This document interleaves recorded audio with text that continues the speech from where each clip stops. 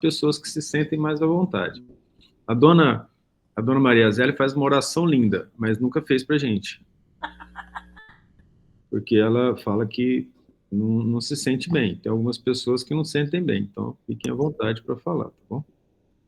Sem problema, certo? Então vamos começar o nosso estudo. Maria Tereza, você tem condições de fazer oração? Sei. Maria Tereza, como a gente sabe, está no hospital. E tudo que a gente puder fazer assim para mandar boas vibrações para os pacientes, para o ambiente, é bom. Então a gente pede sempre para ela fazer quando ela tem disposição.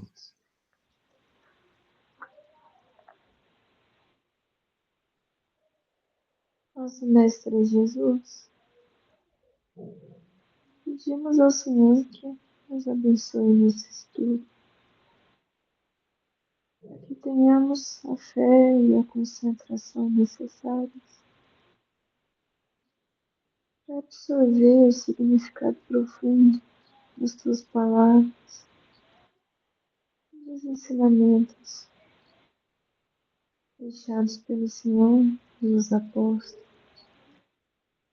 por Allan Kardec, por Chico Xavier, Espírito Emmanuel, André Luiz e tantos outros, que se dedicam e se sacrificam pela divulgação do Espiritismo e que nos trazem tantas bênçãos em forma de ensinamentos morais tão complexos, necessários à nossa alma, ainda infantil, em termos espirituais. Possamos então nos ligar avidamente a esse conhecimento bendito e agradecer ao Senhor e a esses Espíritos pela bênção de estarmos ligados a tanta luz e bondade. Possamos traduzir isso em ações, seja no local de trabalho, na família, em todas as situações da nossa vida. Tenhamos o Senhor como nosso exemplo maior e o definidor das nossas ações. Que aceitemos ter a nossa vida transformada pelo amor e a caridade sem fim que o Senhor nos mostra como. Nós agradecemos, Mestre, por tudo. Nosso muito obrigado. Que assim seja.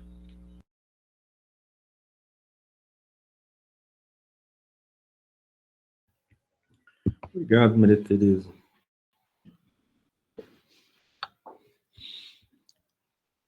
No estudo de sexta-feira, se eu não me engano, a dona Milena fez uma pergunta para o Emanuel, estava no fim do estudo, a gente respondeu parcialmente. A senhora gostaria de que a gente aprofundasse mais, dona Milena? Oi, Thales. Não, é você que vê, porque... Não, eu perguntei porque a gente... eu tenho uma amiga que um dia nós conversamos, ela falou, olha, eu não aguento mais mediunidade, eu não aguento mais o lugar que eu tô, eu não quero ser médium mais, tal. Eu falei, olha, pelo que eu li todo esse tempo, eu acho que é errado, porque nós viemos com essa missão, temos que terminar, senão eu acho que nós vamos ter que voltar de novo. Eu pensei, conversei com ela assim. Aí o Emanuel tal, né, veio o estudo, aí eu lembrei que eu tinha conversado com ela. Falei, será que que nós somos médios, né? É complicado a nossa vida, é difícil. A gente tem vontade, às vezes, de desistir, né? Ficar quieta em casa, não mexer com nada, é tanta coisa por cima. Aí eu pensei na pergunta e fiz para o Emanuel, mas também não sei se eu fiz certa a pergunta. Não quis Não, atrapalhar, você que vê. Não não. quero também misturar os estudos, né? Não tem a ver, não. Os nossos estudos, eles pegam todas as áreas da moral. Ah, Por quê? sim. Porque a gente só, de fato, vamos dizer assim, aprende na moral como um texto geral. A moral toda é amar a Deus e ao próximo. Está tudo aí. O resto são comentários. Essa foi uma frase que vocês podem encontrar no livro Brasil, Coração do Mundo, Pátria do Evangelho, na introdução dele. Nessa introdução, ele conta a história, o Humberto de Campos, eu acho que é Humberto de Campos, de Sadoc, eu acredito, não, Ileu, no ano 280 a.C., fundador do farisaísmo. Eles contam uma lenda associada a ele, que é assim, um jovem inteligente e bastante prepotente saía perguntando para os sábios da Judéia o que era necessário fazer para ter a salvação no tempo que ele conseguisse ficar em um pé só. E os sábios brigavam com ele e mandavam embora porque era sarcasmo, né? E chegando para o Ileu, o Ileu fala, então fique. Aí ele fica, ele diz, ama a Deus sobre todas as coisas e o próximo como a ti mesmo. E ele falou, e o resto? Ele falou, o resto são comentários. Então, a base de todo o estudo evangélico é amar a Deus e ao próximo, a base. Aonde que nós nos confundimos? Em como fazer. E essa é uma confusão muito complexa. Então, a pergunta da senhora, ela fica até mais relevante, né, que a senhora perguntou se a gente repete as mesmas coisas de outras vidas. Então, eu vou passar aqui um pouco mais de detalhe, que aquele dia estava no fim, e aqui eu peguei o tablet para mostrar isso. Nas explicações do André Luiz, nos livros, então, assim, a nossa vida, a nossa reencarnação, vou começar aqui embaixo, as nossas reencarnações, a gente vai fazendo assim, é uma espiral. Ele chega a falar isso, agora eu não me lembro qual livro que é, se alguém lembrar, me fala. E subindo em direção a Deus. Chega um momento que a gente para de espiralar. O que significa essa espiral? Vou pegar aqui, por exemplo, ó. Vamos dizer que a nossa vida, ela começou... Só um minuto, por favor. Ela começou aqui, ó.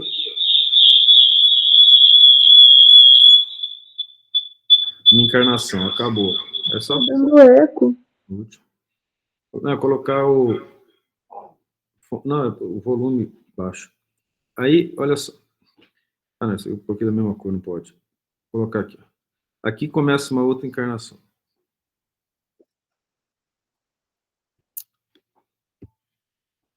Bom dia, Ana Paula. Aí aqui, vou colocar, sim, começa outra encarnação. Então, o que os espíritos nos explicaram? Eu vou lembrar aqui de um senhor chamado Honório de Abreu, que foi um grande espírita, fundador do Grupo Emmanuel de Belo Horizonte, nas interpretações dele do André Luiz. Então, ele diz assim, foi um exemplo que eu usei antes. Digamos que aqui, nessa encarnação, você tinha 25 anos. E aí, com 25 anos, você se casou. Aí você desencarna, eu não vou entrar mais em detalhes, quando chega nos 25 anos da próxima encarnação, dá vontade de casar, os preparativos, e a pessoa quer casar de qualquer jeito, e ela não consegue fugir disso, e normalmente ela casa. Ela tende a seguir esse padrão. Então, nos mesmos moldes, as coisas que acontecem na mesma época, a gente tende a repetir nessa espiral das reencarnações, nessa espiral evolucionária aqui, de acordo com o André Luiz. Só que, vamos dizer que aqui, ó, nessa encarnação, quando chegou aqui, ó, aqui vamos dizer, eu comecei a usar a minha inteligência, fiquei mais esperto, né, de encarnação para encarnação, e comecei a usar a minha inteligência para afastar as pessoas de Deus. Quando eu chegar nesse...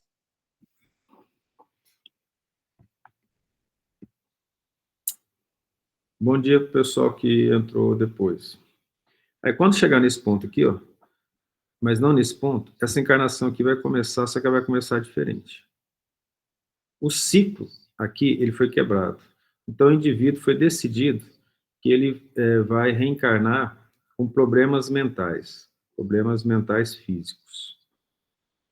Aí o que acontece? O ciclo de repetição para, porque ele não vai conseguir casar com os 25 anos. Dependendo da situação, vocês entendem? É uma reencarnação em que ele vai pagar débitos. Então, esse processo dá uma parada. Aqui eu vou dizer assim, ó, ao invés dele subir, enrola. Entende? Ele começa a enrolar aqui, depois ele volta para o trilho de novo. Então, existem algumas reencarnações que o indivíduo passa uma reencarnação inteira só para resgatar débitos do que ele fez no passado. Hoje a gente estava lendo uma lição no Fonte Viva dizendo que algumas atitudes nossas de violência ou de maldade nessa vida, ou em outra vida qualquer, demoram séculos para serem regenerados. Então, vamos dizer que eu era um senhor feudal e mandei matar 10 servos que estavam insurgentes. Eu gerei muito sofrimento. Provavelmente eu paro o processo de evolução, e da maioria de nós é assim, e aí nesse processo você vai ficar até resgatar e continuar de novo. Essa espiral evolutiva. Mas a tendência nossa é relembrar, não pela memória visual, eidética, mas pela memória sentimental e profunda o que aconteceu nas mesmas épocas do passado, né? Então, os desejos estão associados a isso. Mas, como funciona essa questão? Digamos que eu seja um espírito em que a espiral ela não é tão, vamos dizer assim, curta, né? Eu evoluo mais rápido, vamos falar dessa forma, né? A tendência nossa de evoluir mais rápido, ela não é tão forte, porque a gente tem a tendência de seguir o conforto da cultura que nos envolve. Quem realmente nos ensina não são só os pais e as mães, mas a cultura que nos envolve. Então, os pais e as mães tendem a seguir as culturas do mundo. Então, vamos dar um exemplo. Todo mundo aqui acha, agora eu vou colocar a Ana Paula numa situação difícil, né? A dona Maria Ângela está aqui. Mas todo mundo aqui acha que os pais e as mães são perfeitos e são as melhores pessoas do mundo. A gente vai falar, minha mãe é, eu sei, não é isso. Vocês entendem o que eu falei? Eles têm defeitos? Tem. Se eles não enxergam virtudes que eles possam nos ensinar, eles têm como nos ensinar? Não tem como. Daí, qual que é o significado disso? Eu não vou conseguir aprender a não ser que eu me esforce e ultrapasse a maneira de ver dos meus pais, concorda? Isso é tão profundo que o Renato Russo, numa música Pais e Filhos, e o Belchior, numa outra música, não me lembro o nome, o Renato Russo fala assim, sobre pais, né? O que vocês vão ser quando vocês crescerem. E o Belchior fala, nós somos os mesmos e fazemos como os nossos pais. E os filósofos tendem a dizer isso. A gente repete e não percebe, porque você é criado naquele ambiente. Então, se o Cristo ensinou uma verdade, os pais podem falar para você, olha, é preciso ser humilde. Mas, se você apanhar lá fora, você apanha aqui dentro de casa. Eu quero que essa frase não normalmente está ligada à outra, né? Eu estou dizendo assim. Ele fala isso, você ouve isso do padre, ouve na igreja. Aí você ouve assim, olha, o seu filho apoiou na escola. Por quê? Não, porque ele fez bullying com o menino mais forte que ele, o menino bateu. Muitos pais vão querer tirar satisfação, ver o que está acontecendo, e vai atrás dessa questão da violência, incentivando uma certa violência. Ó, bate de volta. Eu estou falando alguma bobagem ou isso ainda é comum, né? Não é uma coisa tão incomum, concorda? Na maioria, tá? Não é o caso particular de cada um, mas estou falando bobagem, né? Tudo bem aí? Faz sentido? Então tá bom. Ninguém vai contra. Tá bom. Aí o que eu estou fazendo? Foi isso que o Cristo ensinou? Não foi. Mas aí vem a questão da sabedoria. Eu não devo ensinar meu filho a se defender? Sim. Como? Com sabedoria. Como? Filho, é o seguinte.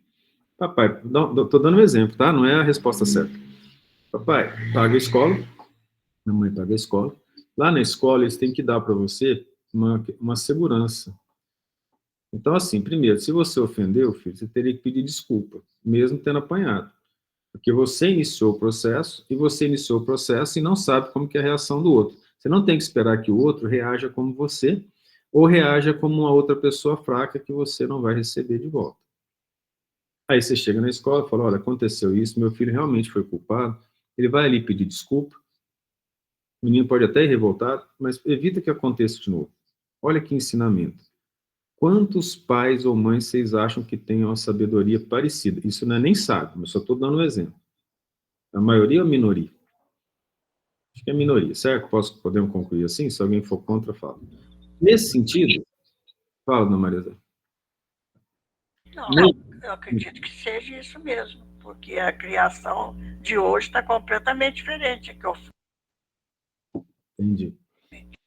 Realmente muda bastante. Muda muito, nossa. Aí, o que a gente vai entender?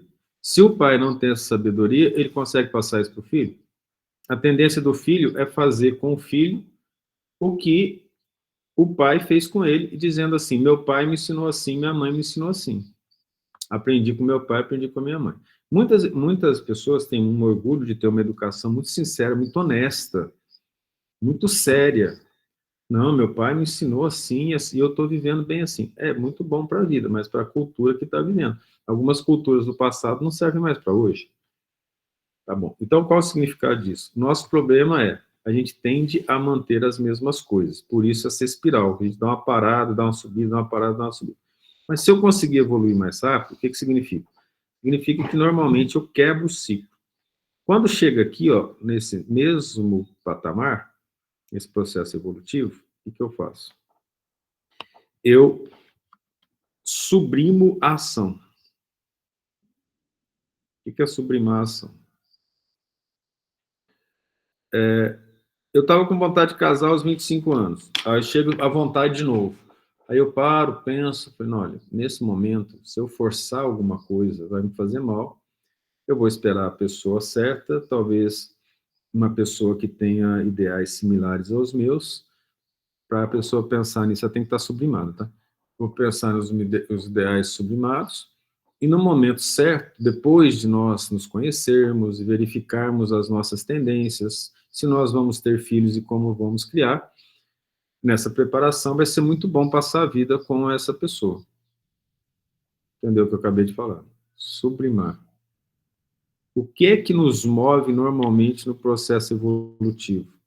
As sensações. Conheço alguém que me dá uma sensação muito forte, eu passo um tempo com essa pessoa, a sensação diminui um pouco, mas mesmo assim ainda está boa, aí eu caso, aí eu começo a conviver no dia a dia, o passado da pessoa tende a retornar, o meu também tende a retornar, e daqui um pouco nós temos dois inimigos na mesma casa. Eu vou me arriscar a dizer que provavelmente é a maioria dos casos. Aí se os inimigos forem mais sublimados um pouquinho, eles tendem a se tornar amigos e se suportarem.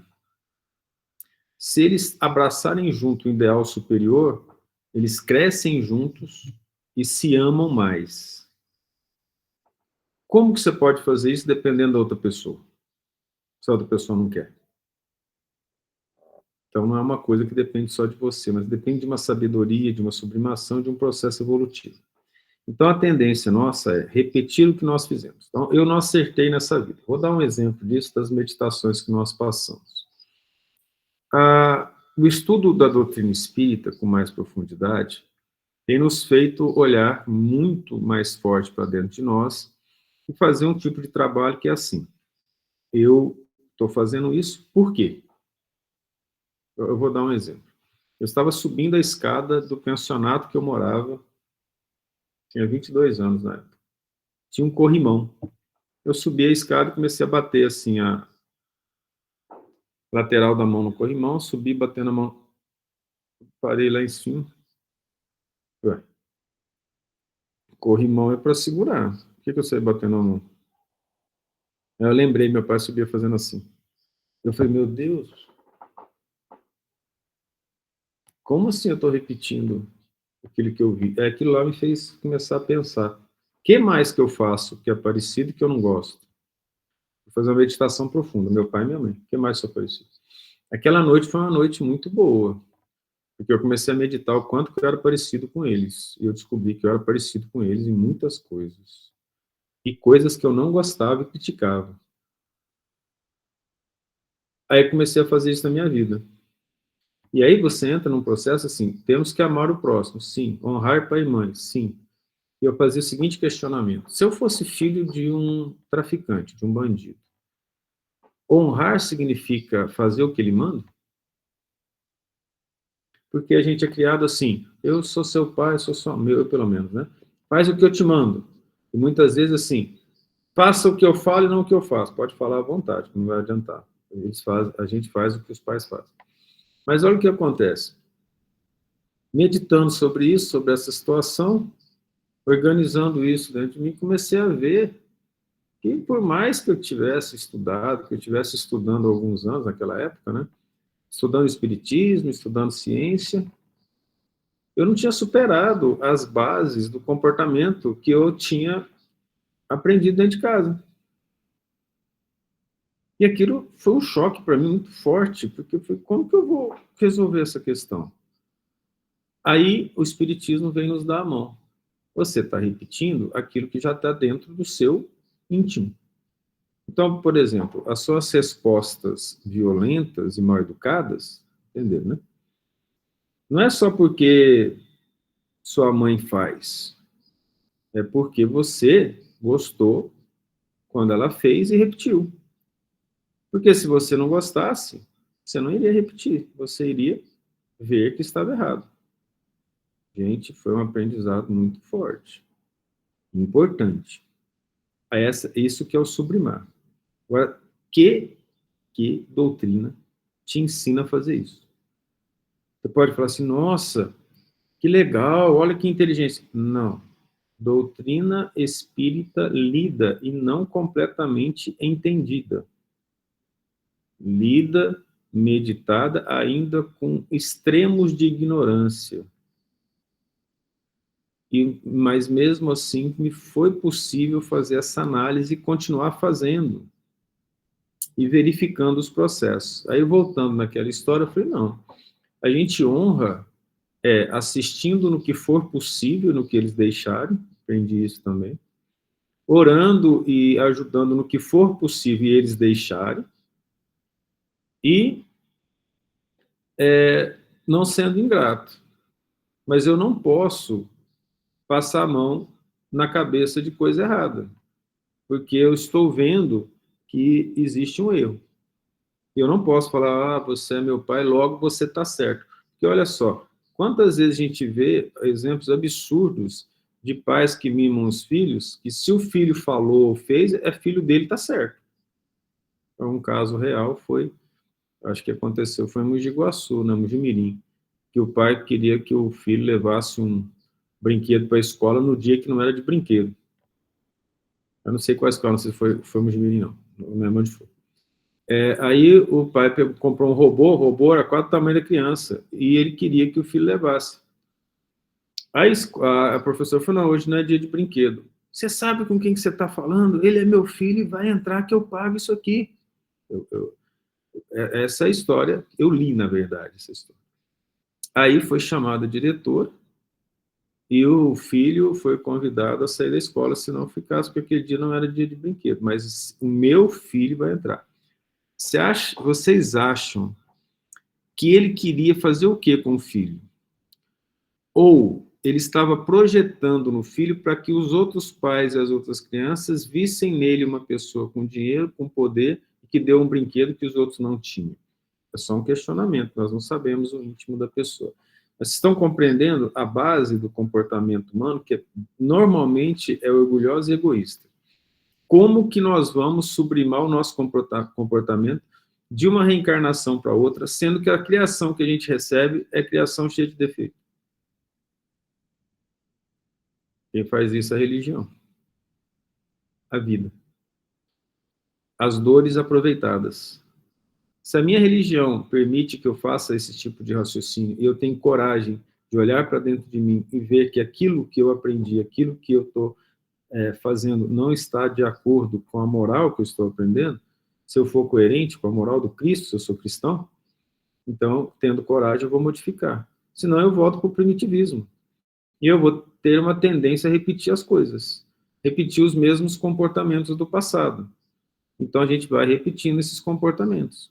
Aí, por que eu contei isso para vocês? Aí, chegou em determinado momento da vida, eu falei, ouvi alguém falar assim, espírita, né?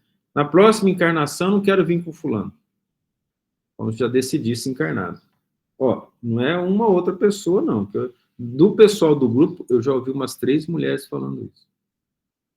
Por que a mulher fala? Porque ela é mais comprometida com o lar, né? O homem está preocupado, não. Ele falou, qualquer rabo sai que chegar na próxima, a gente está casando. Brincadeira. Mas olha só, essa brincadeira foi para mostrar o quanto que a mulher é mais responsável com as coisas sentimentais do que o homem, tá? Mas olha só, eu tenho essa visão e aí eu comecei a meditar sobre ela. Quando foi falado, eu pensei, eu faria tudo de novo? Sim, melhor.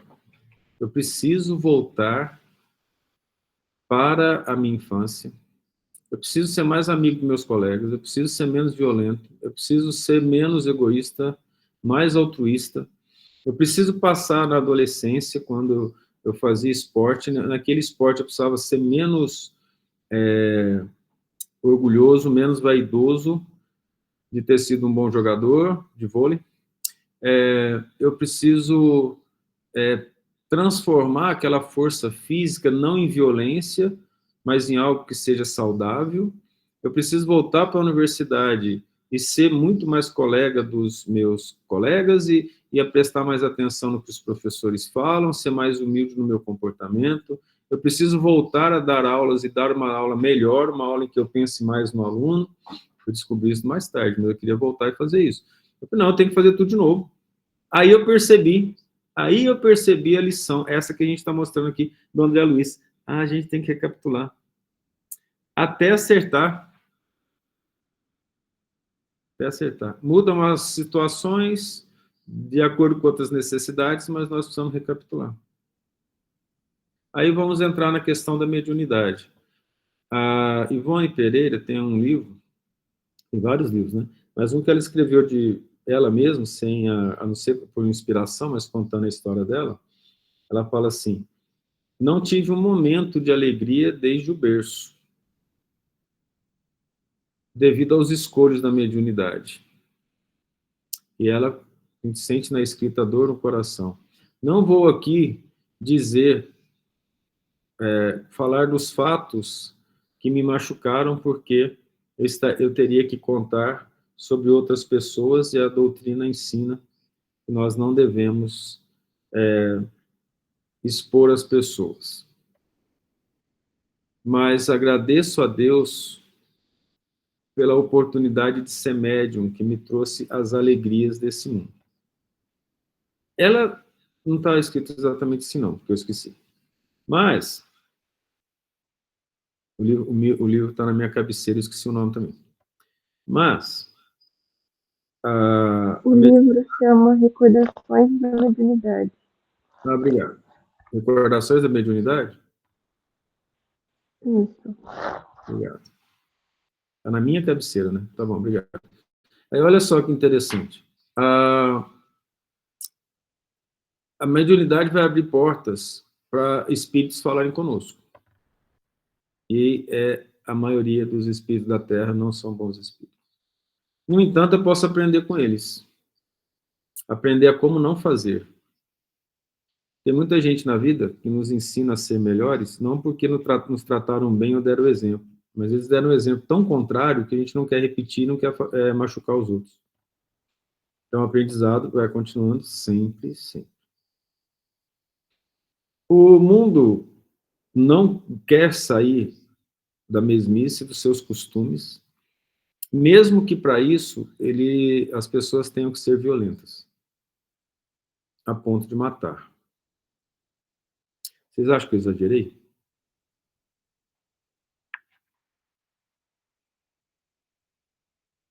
Não. Pode falar aí, se alguém achar, não tem problema nenhum. Porque antes de passar para outra situação, eu queria ouvir sobre se eu exagerei ou não. Eu falei matar, né? Gerar a desencarnação do outro. Aí, se precisarem questionar mais alguma coisa, fiquem à vontade, a gente vai falando do que a gente puder, em termos do estudo. Mas vamos lá. Nós paramos aqui, ó, no versículo 45 do capítulo 11 do Evangelho de João, daquela história do Lázaro, depois que Maria foi lá com Jesus, Jesus acordou Lázaro, pediu para desatá-lo e deixá-lo ir. Aí continua a narração. Muitos, pois, dentre os judeus, que tinham vindo a Maria e que tinham visto o que Jesus fizera, creram neles. Muitos. Mas alguns deles foram ter com os fariseus. Os fariseus devem ser os mais fortes, porque todos lá eram fariseus, lembra? Os fariseus foram ver Maria. Disseram-lhes o que Jesus tinha feito. Olha só, o que ele falou? O homem foi lá e ressuscitou um morto, que era a visão deles, não é acordar. Vocês concordam? Depois, os principais dos sacerdotes e os sacerdotes eram fariseus, então esse fariseu que eles estão dizendo já tinha se tornado pejorativo, não era o fariseu que fazia o bem, era aqueles que seguiam a lei dada pelo farisaísmo, que fugia à lei de Moisés ou à lei de Deus. Que faremos? Porque este homem faz muitos sinais. O que vocês acham dessa resposta? Não seria ir lá e falar, olha, você verdadeiramente é o Cristo, porque ninguém no mundo apareceu até hoje que ressuscitou os mortos. Só o Cristo faria isso, que está nas nossas profecias. Se eles eram sacerdotes, eles sabiam das profecias, porque eles estudaram a vida toda as Escrituras. Gente, naquela época não tinha física, tinha um pouquinho de matemática, um pouquinho de astronomia, né, um pouquinho da língua, mas eles estudavam as Escrituras, a vida inteira deles, ou quase toda. Ao invés de fazer isso, de aceitar pela lógica, pelo entendimento, já que parece que, com certeza, não estavam aceitando pelo coração, o que faremos? Se deixamos assim, eles não queriam deixar que o milagre gerasse, espalhar que ele era o Cristo. Todos crerão nele. E os romanos virão e tirar-nos-ão o nosso lugar. Veja a importância. O que é nos tirar o lugar? Mexer com a nossa cultura, mexer com o nosso modo de ser, mexer com o nosso dinheiro, mexer com o nosso poder. Vocês acham que os pobres daquela época, eles estavam preocupados se o romano ia tirar o lugar, porque eles iam passar aperto de qualquer jeito? Quem que vocês acham que estava preocupado com a invasão romana? Os poderosos e ricos ou os pobres da época? Podiam responder para mim, por favor? Os poderosos. Muito obrigado, dona Mariana. Quem falou? Porque aqui nem os presentes estão falando. E a nação. Ora, eu vou considerar que a resposta da dona Marianja refere-se a todo mundo. O pobre estava recebendo de Jesus as bênçãos da esperança e do amor, mas os poderosos e os ricos estavam com medo de perder o lugar deles, de perder a posição deles, de perder o status deles. Um minutinho, deixa eu ver aqui. Seu Wilson, fique à vontade. Otávio, foi a discussão aqui hoje cedo em casa. Chegamos à conclusão que quem brigou com Jesus foi a igreja e não Roma. Porque quem lavou as mãos foi Pôncio Pilatos, certo? Certo. Não escutando a sua esposa que queria, né, libertar Jesus, vamos dizer assim. Mas foi a igreja que estava com medo de perder o poder, por isso que mandou sacrificá-lo. Mas não era a igreja nossa, nem a católica, nem a presbiteriana. Desculpa, Traz, isso mesmo, tá. Não era igreja assim, né? Tá. Eram os fariseus, é verdade. Você falou assim, teve isso aqui em casa, eu pensei, será que Roma invadiu a casa do Luiz? Mas tudo bem. Então, veja só essa questão, isso muito bem colocado, né? Quando a gente começa a pensar nisso, agora me responde, foi porque você leu isso na Bíblia ou você leu no Paulo Estevam? Na verdade, a Ana trouxe uns argumentos daquela série The Chosen sobre a Santa Ceia, que a gente discutiu, e depois sobre Pôncio Pilatos, que a gente também discutiu assim no bom sentido, né? Conversamos. E Paulo Estevam também me ajuda um pouco. Ah, tá. E Não, porque aqui vira e mexe está essas discussões. Mas olha que coisa boa, olha que maravilha. Num lar, a gente falando de Deus, de Jesus e sobre a história de Jesus. Olha a cultura que o Pedro está recebendo. É uma benção. Amém. Não nos torna muito melhores, eu vou ser bem sincero, a não ser pelo nosso esforço, mas isso já ajuda muito que os espíritos bons se aproximem do nosso lar e nos incentivem a falar do Cristo, a falar do bem. Isso já é uma luta profunda contra a maledicência. É uma benção, né? Então, qualquer coisa, chame novamente. Um deles, chamado Caifás, que era sumo sacerdote naquele ano, lhes disse: Vós nada sabeis, nem considerais que nos convém que um homem morra pelo povo e que não pereça toda a nação. Ou seja, eles, então, o Caifás, é considerado, né, o responsável pela morte de Jesus, e de fato vai ser, ele apenas avisou: estamos preparando a morte dele. Estamos preparando para que ele morra.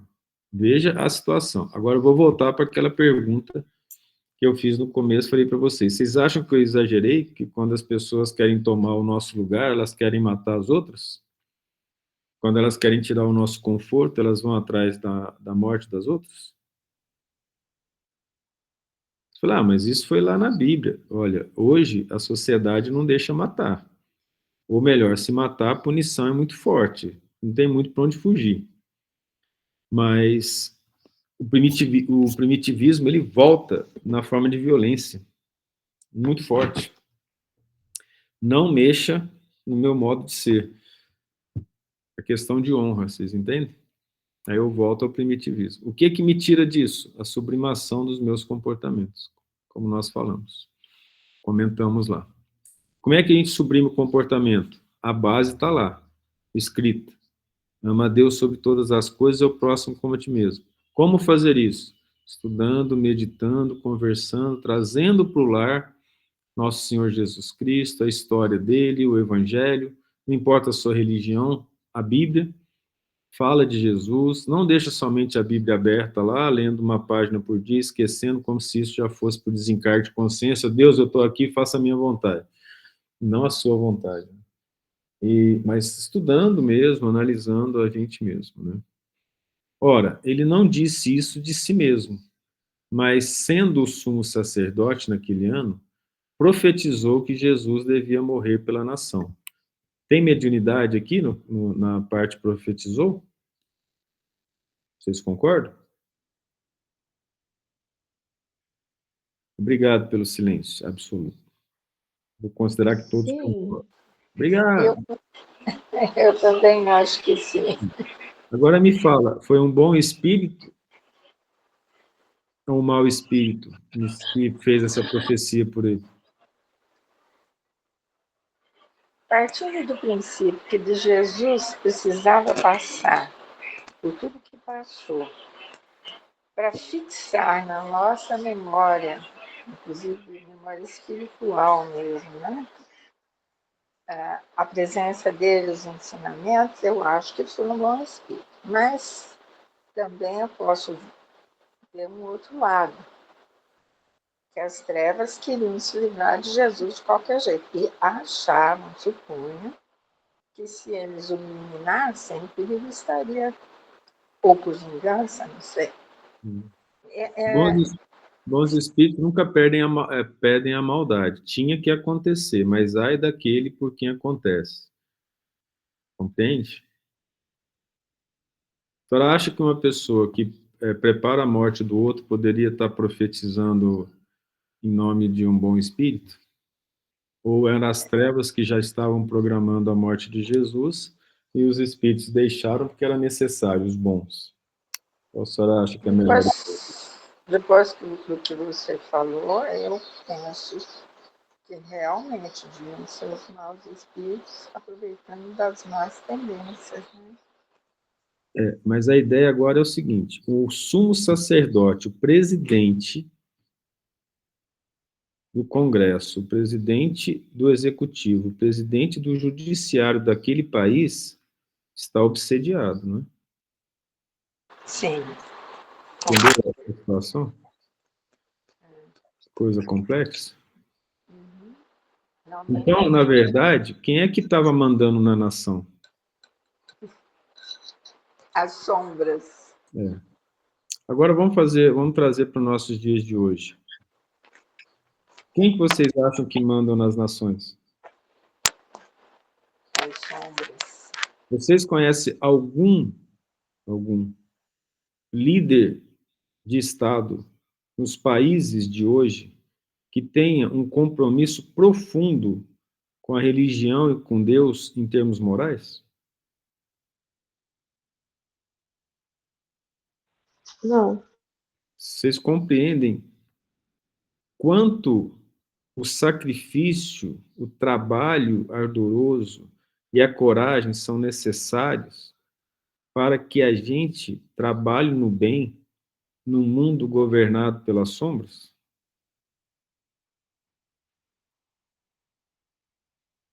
Eu penso, inclusive, que para os bons deve ser muito difícil conseguir fazer alguma coisa nesse mundo que nós vivemos hoje, né?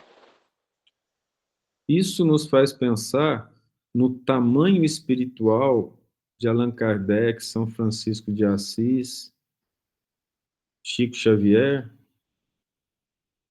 O que eles enfrentaram, a gente tem noção? Todos concordam que é muito? Eu vou considerar que sim. Imagino que Jesus passou.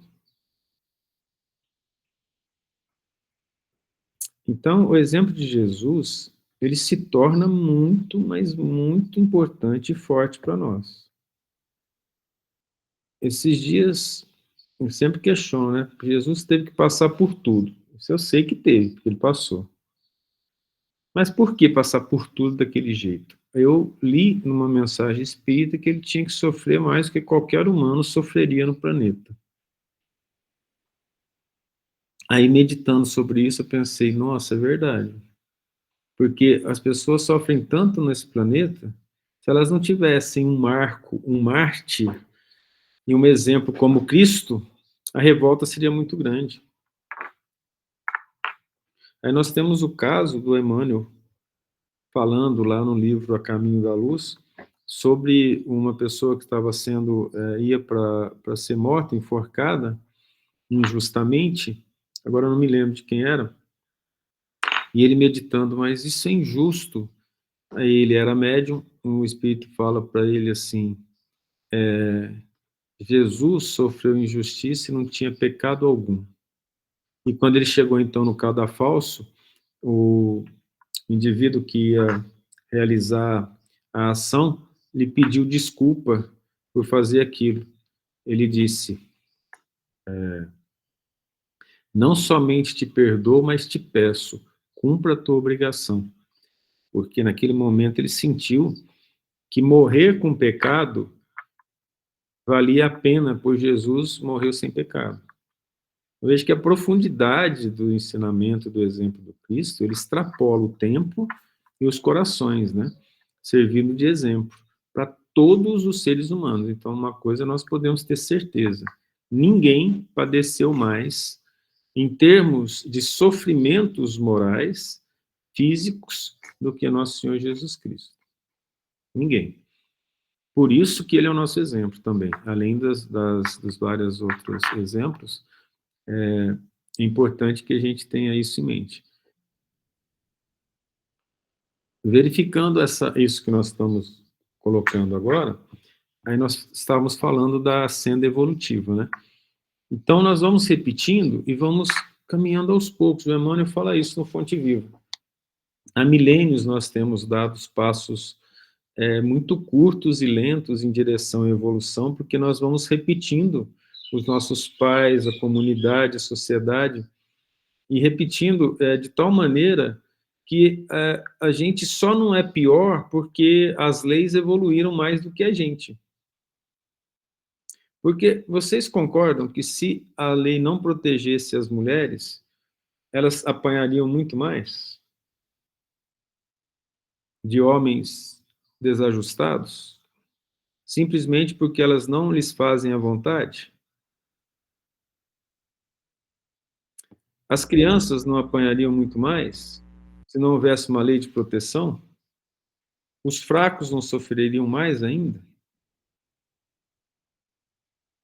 As leis evoluíram e impede com que a maldade se projete como projetava antes. Olha a situação do Cristo.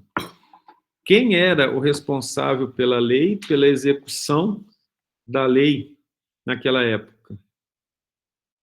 Esse homem que falou que um homem devia morrer pelo povo. Nós temos a proteção da lei, o Cristo não tinha. Tem situação pior que essa?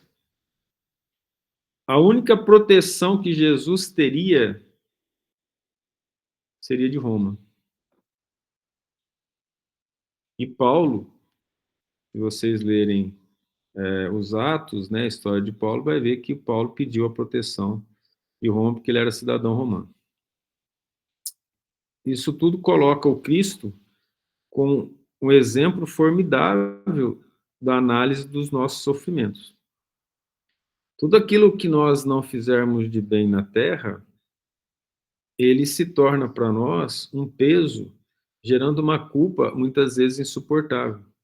De tanta culpa, utilizando a inteligência sem fazer o bem ou fazendo o mal, em determinado momento, um indivíduo que faz isso, ele reencarna sem condições mentais de trabalho, passando uma, duas encarnações, em situação em que ele não pode utilizar o cérebro dele para fazer o mal. Ele foi impedido porque a lei de Deus é de amor.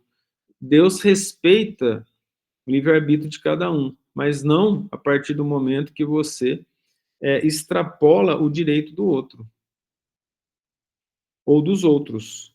Aí você, então, precisa reencarnar, o amor de Deus te dá essa chance, no entanto, a sua maldade não pode se espalhar a ponto de ferir aqueles que estão à sua volta, então você perde a sua capacidade de agir. A obsessão gera problemas mentais? Sim, nós temos também no livro do André Luiz isso. Muitos indivíduos que, pelo ódio que eles desenvolveram durante a vida, a reencarnação, chega na velhice, eles não conseguem mais controlar os seus próprios pensamentos devido à presença dos obsessores durante a vida toda com eles. A assimilação de fluido e de ideias se torna tão forte que o indivíduo nem mais pensa por si mesmo. Ele está fazendo aquilo que o espírito manda. Ah, então ele perdeu o livre-arbítrio? Não, ele concorda com tudo. Ele concorda com aquilo. Ele já está concordando há muitos anos. A matéria funciona como uma proteção, um invólucro, de que as mentes dos nossos amigos obsessores, porque são amigos de ideais, mesmo se odiando, as vibrações são idênticas, mesmo assim, a gente se afinizando, com o passar do tempo, a matéria vai enfraquecendo, e a matéria enfraquecendo, que é a lei, né? A matéria enfraquece para a gente desencarnar, os obsessores se tornam mais insidiosos e dominam mais. Então, esse indivíduo estava dominado pelos obsessores, estava fazendo a vontade das trevas, né? Uma das frases de Jesus, no final, é assim: é necessário que eu vá e que o príncipe das trevas retorne. Enquanto o Cristo estava, o domínio deles não era completo. Mas quando o Cristo foi, tudo retornou. Cabe a nós vencer isso quando nós trabalharmos para a nossa melhora. Está lá no Pai Nosso, né? Venha a nós o vosso reino. Para o reino de Deus chegar até nós, as trevas não podem existir mais. As sombras têm que ser dispersas. A luz tem que penetrar. Então, quando nós falamos, olha só a sabedoria e a profundidade da oração. Pai nosso que está nos céus, santificado seja o vosso nome, venha a nós o vosso reino.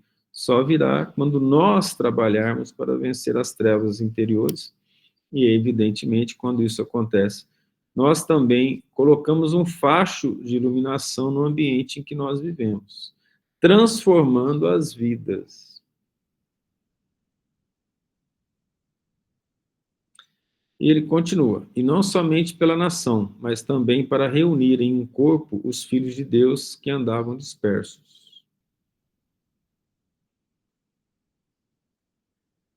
O que acontece ali? A pessoa faz o mal e ela arruma desculpa. Mas esse outro versículo é da necessidade da morte, como a dona Maria Ângela falou.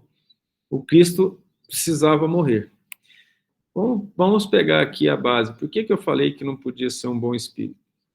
Não só pela estrutura do sacerdote que queria matar o Cristo, mas nós vamos ver no livro dos Médiuns que os espíritos superiores fizeram aqueles trabalhos de mexer as mesas, das mesas girantes? Não. Não sei se vocês lembram disso. Foram os espíritos inferiores a comando deles. Porque os espíritos muito superiores não vêm mexer com a matéria, é muito difícil para eles. Então, assim como os espíritos superiores, eles permitem que o mal aconteça, e o mal acontecendo, na verdade, está fazendo a vontade de Deus de uma forma tão profunda e tão superior que eles não percebem.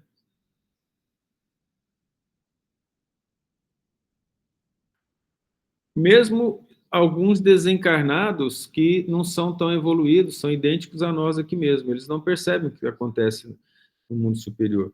Então, a vontade de Deus é feita, mesmo o indivíduo achando que está fazendo mal. O mal vai voltar para ele, não tenha dúvida nenhuma. Mas ele acaba fazendo a vontade de Deus sem perceber de uma visão que ele não tem. Sim, senhora, dona Ana Paula. Thales, eu pensava que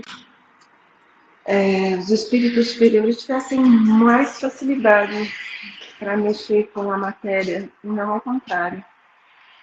É a questão dos fluidos. Eles podem mexer, só que eles têm que gerar uma energia quase insuportável para os médiuns. Para as mesas poderem girar, precisa, não sei se você está lembrado, do ectoplasma, né? Do fluido nervoso ou eletromagnético do médium. Sim. Muitos médiuns, eles não têm condições de pegar que um espírito superior mande as ordens para ele, porque ele não consegue absorver. Então, se o espírito superior obrigá-lo a fazer isso, é quase indo contra a vontade dele, ou livre-arbítrio, ou merecimento dele. Então, eles pedem para que os espíritos inferiores façam trabalhos mais obedientes. Vamos dar um exemplo. Você lembra de um sonho que você teve, que o nosso grupo estava dando uma palestra para os espíritos obsessores no plano espiritual? Sim. Você lembra por que aconteceu isso? Por causa dos fluidos nossos de encarnados, para que os espíritos daquela região recebessem fluidos mais pesados, não obstante com boa vontade, porque eles são inacessíveis aos fluidos superiores, às energias dos espíritos superiores. Uhum. Então, a gente vai fazer esse trabalho. Veja a importância do Evangelho em Casa, dos nossos estudos, nossos e de todos, eu não falei nossos no sentido de serem esses, e das reuniões mediúnicas e da evangelização infantil nos centros, nas religiões. Nesses momentos, quando nós nos ligamos a Deus, nós doamos fluidos de uma maneira que os espíritos podem utilizar para poderem ajudar os desencarnados em situações de alta densidade material, com fluidos muito pesados. Nós vamos ver uma lição do Jesus no Lar, né? Em que o Cristo fala que não acredita que os anjos deveriam descer na terra para cuidar dos homens, mas os homens cuidar dos próprios homens. É você pegar espíritos que já venceram todas as dificuldades da matéria e colocá-los de babá, por exemplo. É como se você pegasse uma pessoa com alta hierarquia em chefia de Estado, em estudos ou o que fosse, e colocasse para ser babá de criança, né? Aí o significado disso é estar num nível que você possa entender a criança.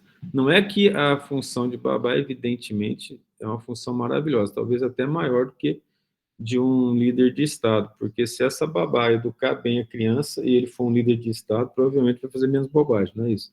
O que eu quis dizer em relação a isso é que quando você se prepara para cargos muito altos, você não vai querer fazer cargos que não exijam daquilo que você preparou. Foi esse significado que eu disse. Então, no caso, a lei de Deus faz com que os anjos observem e nos auxiliem através dos outros espíritos. Tem um caso que nós falamos, que nós ficamos muito emocionados, eu vou repetir aqui. Nós estávamos morando fora do país, no Japão, fazendo o evangelho, fazendo nosso estudo, e o Emanuel perguntou se os anjos falavam conosco. Eu sei que alguns anjos utilizaram alguns médiuns para escrever, inclusive, quando a doutrina espírita foi compilada, algumas mensagens vieram de seres angelicais. Aí eu falei, olha, é muito difícil devido à nossa imperfeição, né?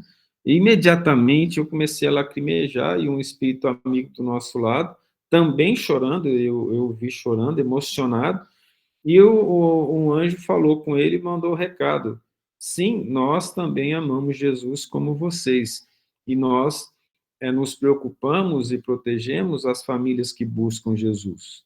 Essa foi a mensagem que foi dada, eu fiquei muito emocionado, mas a mensagem não foi do anjo para o casca-grossa aqui, a mensagem veio do anjo para um espírito, e esse espírito nosso que estava ali conosco, né, nos deu a mensagem, e ele estava muito emocionado. E o Emanuel falou, qual o nome dele? Aconteceu uma coisa muito interessante, veio uma visão do espaço, e ele distante da Terra, mas olhando por nós, e é como se escrevesse uma legenda, mas não dá para entender nada. E era grande, né, esse nome. Mas eu não consegui entender nada. Aí eu expliquei, falei, olha, filho, o nome dele não tem como ser traduzido. Mas olha que interessante, pensar no Cristo, trabalhar pelo Cristo, sem merecimento, que a gente quase não tem merecimento pelo pouco que a gente faz. Eles olham por nós. A gente precisa entender isso. Agora, o que é passar por sofrimentos na Terra, se não vai valer nada no plano espiritual? Por isso que o Cristo promete para os seus trabalhadores o reino de Deus. Vamos parar aqui, né? Chegamos ao fim. Eu espero ter respondido corretamente o questionamento feito antes, e que como nós havíamos falado, né, nós fizemos aquela pergunta associada com o estudo de hoje, na resposta dela, porque tudo se resume no amor, no bem que se deve fazer contra os vícios e os problemas. Algum comentário? Fiquem à vontade. Vamos terminar isso aqui, ó. Desde aquele dia, pois, consultavam-se para o matarem. A coisa já fica mais complexa, né? Então, realmente, eles estavam procurando matar o Cristo. Né?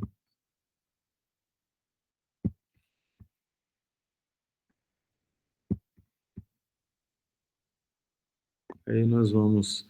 Essa outra parte aqui, que vai começar aqui, ela é bem interessante. Como que o Cristo agia para evitar os seus perseguidores? O Cristo não ia enfrentá-lo diretamente, ele falava, ele tinha poderes que a gente não tem, né? Ele desaparecia na frente de todo mundo, ele não ia para determinados lugares, porque ele era avisado, e ele também teve que fugir do mal, porque senão o mal ia fazer mal para ele, e ele não podia morrer naquele momento, não que o Cristo estivesse fugindo do sacrifício, é que até o sacrifício requer um momento certo para passar por ele, né? Vamos pedir para a Palmas fazer a oração final para nós, dona Ana Paula, você pode fazer para a gente? Posso, mas eu não vou em Palmas. Então, puxa, agora o Palmas vai perder a proteção contra o sol, mas tudo bem. Se quiser transferir o pedido para outra palmense. Não, vamos fazer daí, vai chegar em calma, você ainda está lá. No espírito.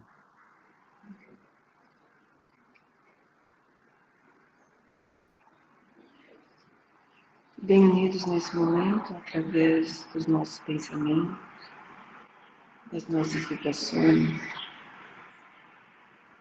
que nos une no único propósito de entender no extremado as suas palavras.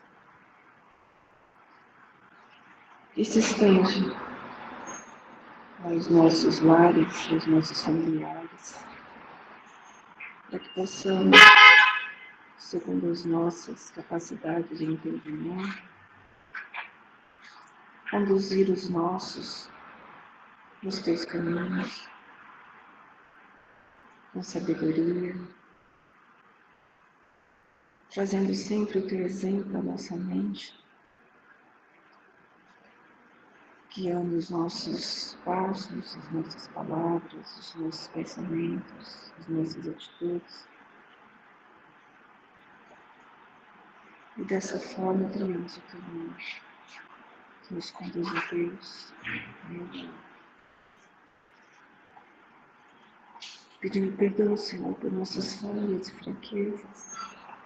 Te agradecemos, Senhor, por mais essa oportunidade. Por todos os demais que surgem a cada dia. Somos gratos pela assistência concedida, pelos nossos mentores, pelas equipes espirituais que nos assistem e nós que nos fortalecem, nos intuem no bom caminho. Pedimos as tuas bênçãos a cada um de nós, aos nossos lares, locais de trabalho, por todos aqueles que sofrem durante a corpo da alma e por todos os trabalhadores do bem, onde quer que se encontrem, que sejam fortalecidos, segundo o ânimo e amparo necessário para prosseguir nas suas missões.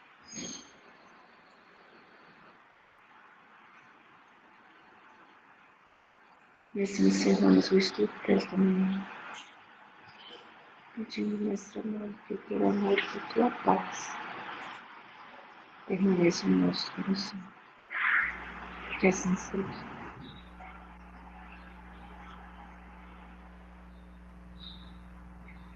Obrigado, um abraço, até mais para todos. Graças a Deus. Fiquem com Deus. Com Deus. Bom dia. Assim seja. Bom dia. Obrigada. Amém. Obrigada.